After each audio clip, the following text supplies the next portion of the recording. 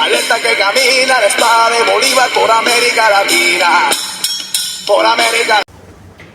Hola, buen día. Estamos aquí en La Chispa del Común. Hoy tenemos la compañía de un gran amigo, un gran camarada, Robinson. ¿Cómo estás, Robin?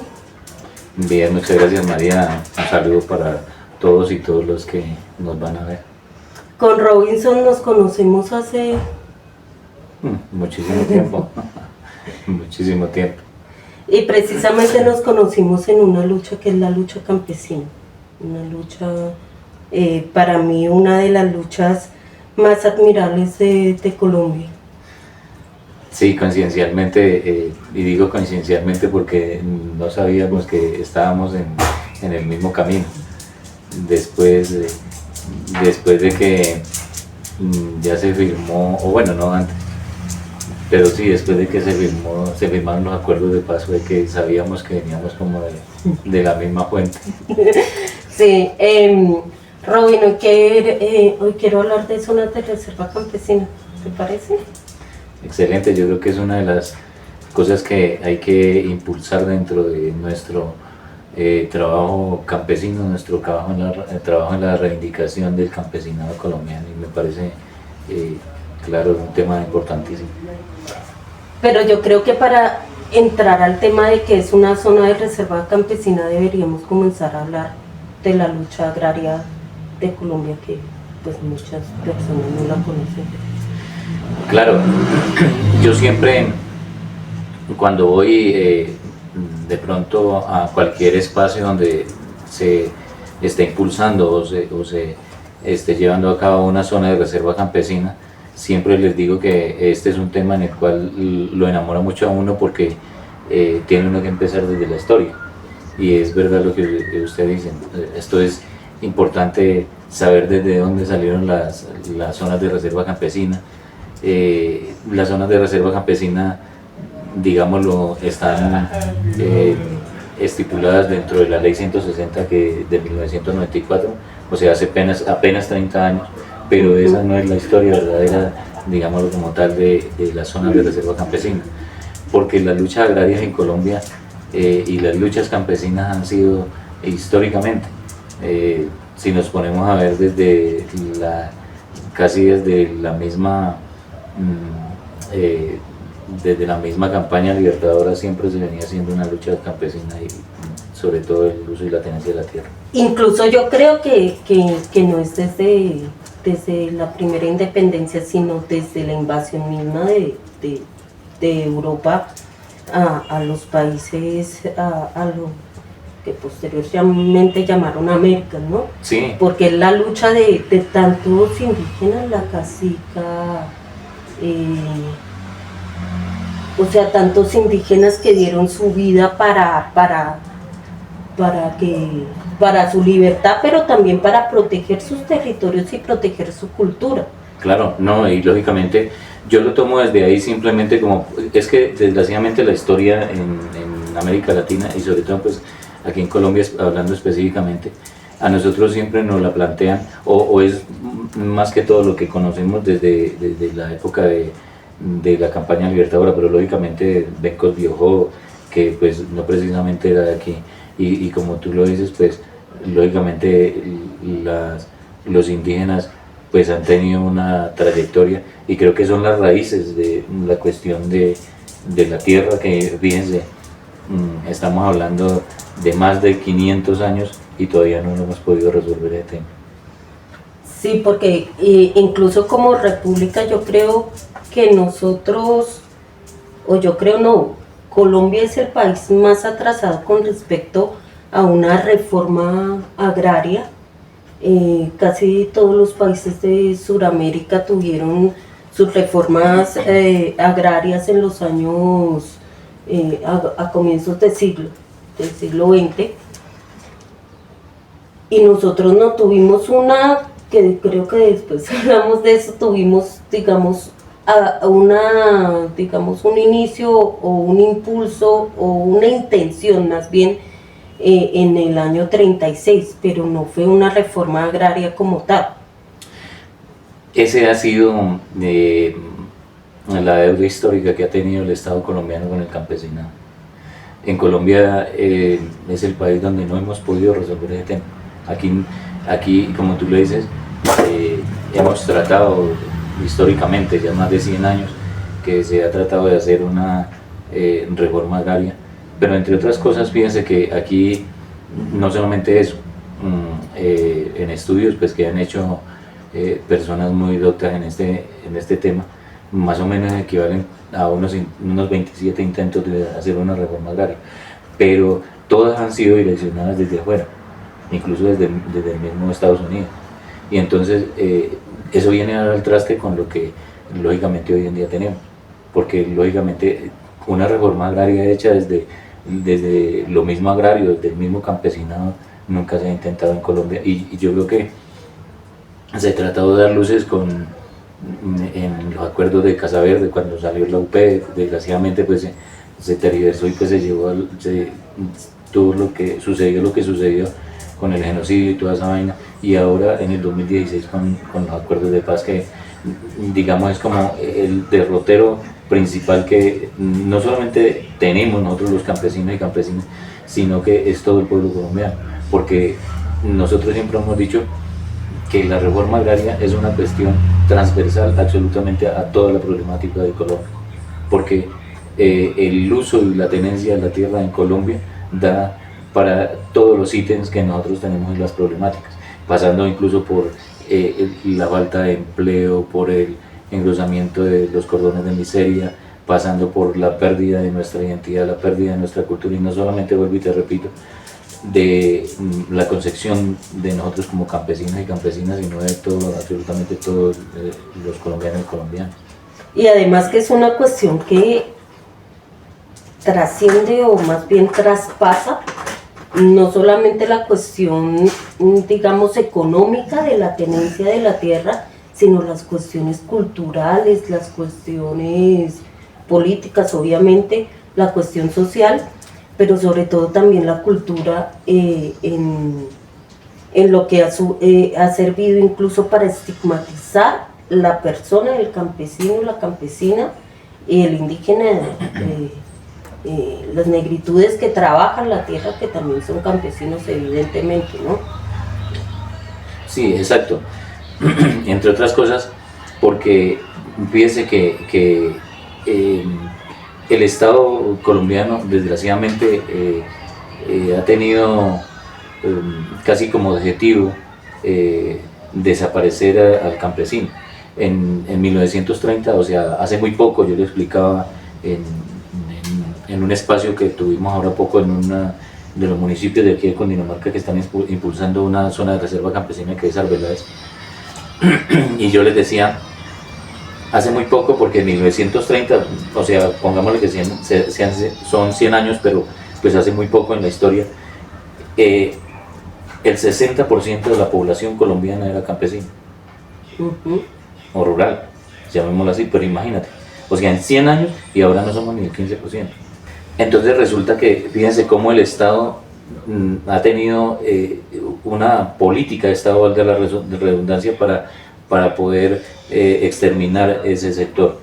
Y entonces desde ahí trasciende la cuestión de la estigmatización y todo, y desde ahí trasciende la cuestión de la estigmatización de las zonas de reserva campesina precisamente. Tú sabes que yo soy de Bogotá. Desafortunadamente yo no tengo raíces directas. Mis abuelos y mis bisabuelos ya eran obreros, no eran campesinos. Y digo desafortunadamente, a mí me duele porque a mí me gusta mucho el campo, y a ti te consta toda la lucha que he dado por la cuestión campesina, ¿no? Pero yo recuerdo que aquí en Bogotá, yo no estoy muy vieja, no te rías. No, yo sé que sí es verdad. Cuando yo era niña, cuidado con esa cara, cuando yo era niña, uno veía, también quieren opinar, cuando yo era niña uno veía las plazas de mercado, y el campesino con su ruana y todo eso, y uno escuchaba, no era mi caso, mi familia era muy proletaria, pero uno escuchaba y iba a comprar la papa, el maíz, bueno, el mercado, y uno escuchaba a las personas y ni siquiera eran ricos, o sea, uy, esas ruanas les huele feo, uy, esos campesinos que huelen a feo, incluso cuando yo era niña, incluso hasta joven, era un insulto. Aquí en Bogotá, por ejemplo, no sé, en Cali creo que también, en algunas ciudades, era un insulto referirse a las personas como campesinas y como indígenas. La gente para insultarte decía, esta india patirrajada o esta campeche. No, y fíjate que, y eso que, vuelvo y te digo, la estigmatización empieza desde arriba. O sea, por un discurso se dio la parte, por un discurso se dio la cuestión racial, y por un discurso aquí en Colombia se ha propendido por la cuestión de la estigmatización y la estigmatización del campesinado, de los indígenas y los negros. Y entonces, ¿qué hemos tratado de hacer nosotros? Como campesinos y campesinas, hacer una reivindicación, primero que todo, de campesinos y campesinas como tal, que tiene su identidad. Fíjate que apenas en el 2023, en el acto 01 del 2023 del 19 de noviembre del año 2023, o sea, no tenemos ni 2 años, apenas fuimos reconocidos como sujetos de derechos los campesinos dentro de la Constitución colombiana. O sea, eso es un atraso inmenso, porque como yo lo explico, uno iba a llenar cualquier documento, cualquier formulario de alguna institución, por ejemplo, educativa, y siempre ahí preguntaban, ¿no? ¿Usted a qué sector pertenece? Entonces estaban los indígenas, los afros, los ron incluso, que son los gitanos, que aquí dicen que no hay ni 1000, imagínate, y existen dentro de ese espacio, pero no existía, por ejemplo, el campesino, sino que existía otro, y a nosotros nos tocaba que poner otros, o sea, a nosotros nos trataban como otros, y eso es una cuestión de estigmatización netamente. Porque además que creo que esa fue una deuda de la constituyente del 91, porque, o sea, se le agradece que se le diera a los indígenas y a las negritudes y pues los derechos que se les dio en la Constitución del 91, pero no quedó el campesino. La Constitución del 91 decía trabajadores agrarios. Exacto. Pero sin los derechos sobre su cultura, sobre su territorio, que sí tenían los indígenas y las negritudes. Exacto, porque bueno, nosotros siempre hemos creído que la Constitución de Colombia pues todavía le falta mucho. De hecho, pues hay muchos derechos que los toman como servicios, por ejemplo la salud. La salud no está dentro de, y la cuestión del campesinado, pues lógicamente, imagínate, vuelvo y repito, si nosotros nos ponemos a ver la historia, Colombia es un país campesino, ha sido un país campesino, pero no éramos reconocidos dentro de la Constitución. Sí, incluso en este momento, en donde el 30, quizás menos por ciento de las personas están siendo campesinos, es un país agrario. ¿En qué sentido digo es un país agrario? En el sentido de que nuestra producción es netamente agraria. Nosotros no tenemos industrialización así avanzada, nunca la hemos tenido, y es un país muy agrario, donde la mayor parte de su Producto Interno Bruto, no me acuerdo bien el porcentaje ahora, está basado en los productos que genera el campesinado, y más de la mitad de la comida que comemos, valga la redundancia, aquí en las ciudades, es producida por los pequeños campesinos.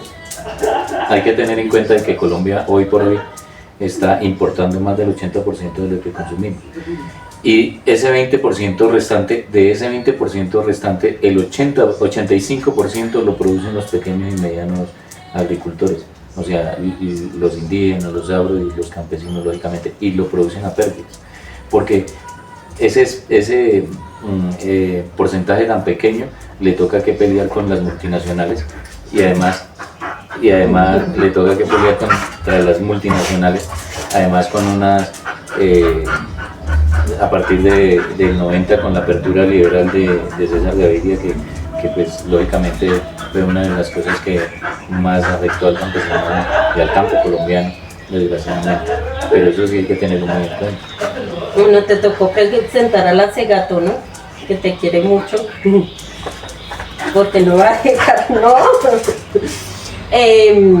Sí, mira que además eso descubrió una cuestión. El campesinado ha sido históricamente uno de los sectores, una de la población más vulnerable, más olvidada y más desprotegida en todo sentido. En el sentido económico, tú más que nadie lo sabes, cuando uno va a pedir un préstamo para sembrar papas, qué sé yo, para sembrar cualquier cosa, le hipotecan la finca. O sea, esos préstamos son terribles, incluso saliendo del Banco Agrario, que supuestamente se había creado para... No, y fíjate que incluso si algún campesino o campesino lo logra, pues eso sería como un éxito. Porque es que ahí llegamos a otro problema, y es la informalidad dentro del uso y la tenencia de la tierra en Colombia. Y el porcentaje de eso más o menos ronda en el 97%. O sea, todos los predios campesinos, la gran mayoría de los predios campesinos, el 97% no son formalizados. Entonces el campesino no tiene cómo acceder a un crédito al que tú te refieres, porque como la historia nos indica, lógicamente, primero fueron colonos, y dentro de esa colonia, pues lógicamente los campesinos fueron subiendo más y abriendo más la frontera agrícola que llamaban. Y aparte de eso, pues ya llegó la ley segunda, la ley de páramos, la ley segunda de 1959, que es donde no se puede titular los predios. Pues imagínate, el campesinado de todo ese sector, que es la gran mayoría, pues quedó a la deriva, porque no tiene cómo acceder ni siquiera a eso. Aparte de eso, imagínate, las vías de acceso, la conectividad, los servicios públicos son nulos para el campesinado, y la educación, etcétera, etcétera. Eso, claro, es una cuestión larguísima que después hablaríamos de toda esa cuestión, pero eso es muy... Pero mira que desde ahí van las luchas campesinas, porque si tú ves en la historia colombiana, los años 20 y 30, o sea, porque la gente dirá, pero colonos, ¿por qué? No, pues yo creo que a ningún campesino salía de su tierra por como decir, ay, voy a hacer otra finquita allá en esa montaña a ver si me enfermo de paludismo, porque a mí me encanta enfermarme de paludismo, mano. La cuestión era que entre los años 20 y 30 hubo muchas masacres de terratenientes. Si te acuerdas de los pájaros, de los chulavitas, todas esas masacres que incluso están registradas, y hay libros muy bonitos. Fernando Soto Aparicio tiene un libro que en este momento no recuerdo cómo se llama, después pongo allí hay uno de Eduardo Caballero Calderón, de Los Siervos sin Tierra, y es también sobre la cuestión. Sobre eso hay mucha literatura, pero lógicamente también tenemos que saber qué clase de literatura, ¿no? Porque es que hay una, pues lógicamente, que es tergiversada bajo esos estigmas también. Pero por ejemplo, el de Eduardo Caballero Calderón, Siervo sin Tierra, es que visibiliza incluso la cuestión de la vorágine de José Estacio Rivera. Pues eso no tiene mucho que ver, digamos, con la cuestión de la colonización arriba, sino que también tiene que ver algo con la lucha agraria. Pero los Siervos sin Tierra fue un grupo de campesinos y campesinas que fueron eso, unos siervos sin tierra, porque les tocó que irse hacia casi las extremidades de la tierra, digámoslo así, porque pues no sabíamos cómo explicarlo. Y entonces pues estaban a la deriva. De hecho, también que pues 100 años de soledad, o sea, nos muestra también cómo fue que fueron fundando no solamente pueblos, sino veredas y corregimientos, los mismos campesinos. Y pues lógicamente Marquetalia es una historia de esas, pues que sobre esa no hay mucha literatura, pero tenemos que hacer. Exactamente, porque fíjate tú que siempre se ha dicho que la violencia en Colombia comienza en el 48 con la muerte de Jorge Eliezer Gaitán, pero había unas grandes masacres en los años 20 y 30 donde los terratenientes comienzan a coger, a masacrar a la gente del campo. Ojo, todavía ni siquiera, fueron los años en que se funda el partido, primero el socialista de María Cano y después en el año 30 el Partido Comunista, o sea, ni siquiera fue una guerra contra insurgente, fue una guerra contra el campesinado, perdón. Entonces fueron sacando a las personas de sus pueblitos, de sus fincas, y los colonos que quedaban además con unos traumas horribles porque vieron a sus abuelitos, a sus mamás, a sus las mujeres que abrían los vientres mientras estaban en embarazo, que para que no se reprodujeran más campesinos, o sea, una cosa realmente bastante sangrienta, una parte muy, muy terrible de nuestra historia colombiana. Entonces ellos, ¿qué tenían que hacer? Subirse, irse a las montañas, irse a las selvas. Exacto. A mojarse como nosotros. ¿Qué tal si nos cambiamos de escenario? No, espérate, termino, porque se me da la idea. Resulta que eso que dices es un discurso de la derecha para simplemente indilgarle todo lo malo que pasa aquí en Colombia, específicamente a las extintas FARC. Porque como tú lo dices, desde antes habían las masacres. De hecho, la masacre de las bananeras, que fue en 1928, y que ahí fue donde salió a lo público Jorge Eliezer Gaitán, porque pues como él era abogado, pues él fue el que tomó esa... Y él se fue hasta allá y sacó cadáveres. Y lógicamente como abogado sacó esa situación. Pero era específicamente, y yo creo que ya todo el mundo sabe la historia de y hace la marcha por la paz. Exacto, y de ahí para adelante pues todos los otros episodios que algún día los relataremos de la cuestión de la lucha agraria. Vamos a tomar un café soberano. Sí. Alerta que camina la espada de Bolívar por América Latina. Por América